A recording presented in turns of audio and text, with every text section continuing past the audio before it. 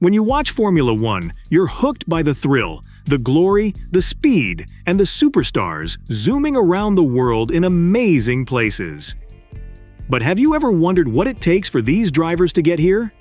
Imagine sitting in a car where it's 45 degrees Celsius inside, sometimes even hotter, hitting 60 degrees Celsius. It's so hot and humid that a driver can lose 2 to 3 kilograms just from sweating in a typical race. So during the wait, I lose up to 4 kilos in the race in an hour and 45 minutes. Yeah. But this is because it gets so hot, isn't it? So if you're in something like Singapore or Malaysia or something... Yeah, those ones are killer. They're pushing through crazy high speeds, dealing with forces up to 6G at every turn. Today, let's dive into why it's almost impossible to become an F1 driver. Motorsport is pricey, so there is no doubt about it.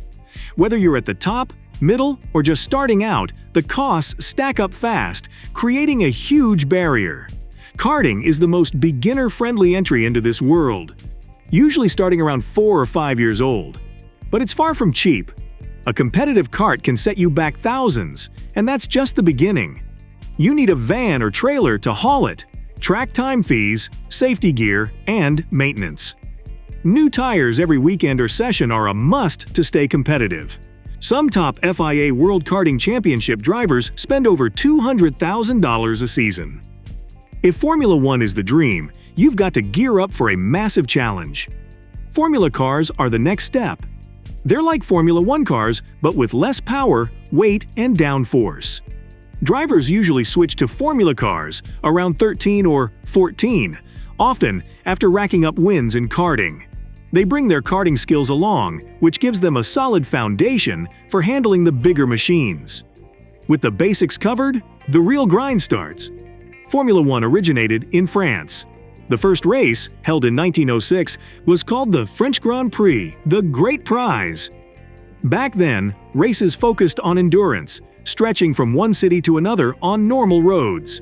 The first Grand Prix lasted 24 hours and was held in Le Mans. In 1904, the FIA, Fédération Internationale de l'Automobile, was established, similar to FIFA for football. It became the governing body of Formula One, drafting rules in 1947 that shaped modern racing, such as the requirement for single-seater open-wheel cars. Let's break down what it really takes. Formula 4 is the first big step, giving young drivers their start in entry-level single-seaters. Big names like Lando Norris and Lance Stroll cut their teeth in Formula 4. There's no global Formula 4 championship. It's regional. The top dogs are the British and Italian Formula 4 championships, but there are 17 FIA-sanctioned ones worldwide and 28 total, including non-FIA. With about 20 drivers per championship, that means over 560 Formula 4 drivers each year. Considering around 5 billion people aged 8 to 40 might be into motorsport, that's a 0.12% chance of getting a Formula 4 seat.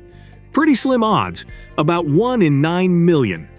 And if you do make it, you're looking at spending $200,000 to $250,000 a year.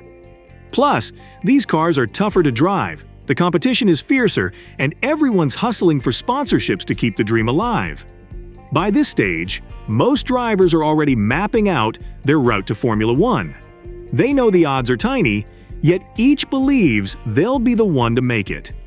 Former IndyCar driver and F1 TV pundit James Hinchcliffe says you need to catch a Formula One team's eye, or even better, get signed to their young driver program by 14 or 15 to have a real shot. Entering the next level takes something special. Things get serious in Formula 3. The cars are faster and tougher to handle, and those not cut out for F1 get weeded out quickly. But F3 is prestigious.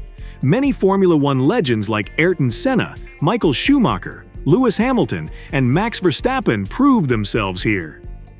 They did it legitimately, unlike some, looking at you, Lance Stroll. If you're really impressive, you might jump straight to Formula One, like Max Verstappen, who skipped Formula 2 entirely. But that's rare. Typically, drivers must scrounge up $700,000 to $1.2 million for a single season in Formula 3. And we're just talking about Formula 3. One of the most sought-after motorsports races is the Macau Grand Prix, an F3 race on the insane streets of this Chinese region. Think of the Macau Grand Prix as the Monaco Grand Prix for F3. Sure, legends like Ayrton Senna and Michael Schumacher won here and soared to Formula One greatness, but it's not a guaranteed ticket to the top. Take Felix Rosenqvist, for example. He won twice, but couldn't find the funds to move up to Formula 2, let alone Formula 1. Motorsports isn't easy, far from it. Even getting past F3 is a massive challenge. With around 500 drivers competing in F3 each year and only 17 races worldwide, there are about 340 seats at this level. Making it this far puts you in the top 0.000000068%.